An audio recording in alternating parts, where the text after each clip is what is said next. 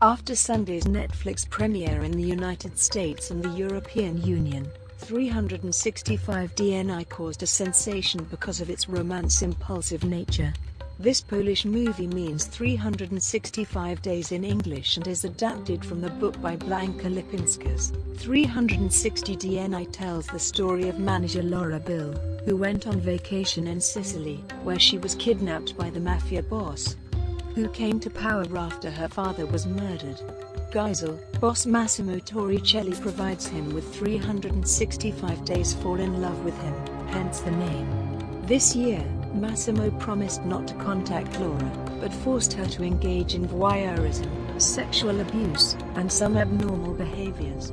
Soon thereafter, Laura fell in love with him, which is the focus of the plot.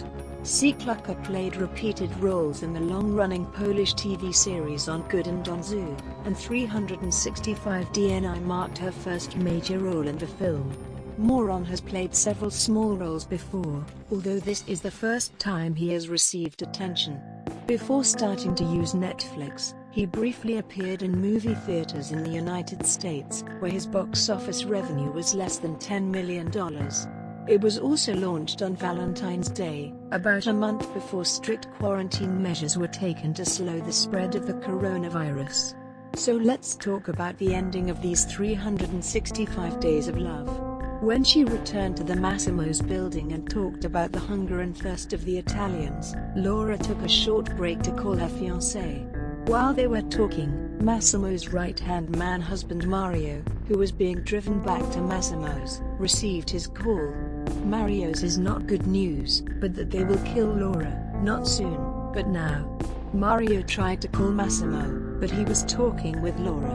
When Mario finally arrived, the call between Laura and Massimo was cut off after his car drove into the tunnel. The look Mario gave to Massimo told him that something was very, very wrong, and then our thief-kidnapper fell.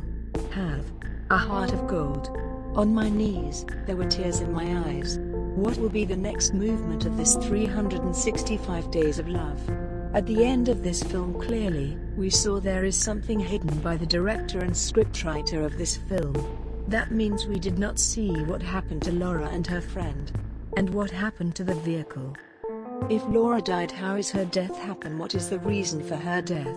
So the directors Barbara Bialawat and Tomasz Szmans has ended this film, stirring the curiosity of millions of viewers who watch this film. That means we can hope about another part of this film and already has announced it. But unfortunately, I could not find any special information about the second part of this film. I think we will find out the answers to all of these questions that I mentioned above, as soon as the second part released of this 365 days film. So let's wait for that. Hope you will subscribe to my channel and press the bell button also to get a reminder to see the second part of 365 days.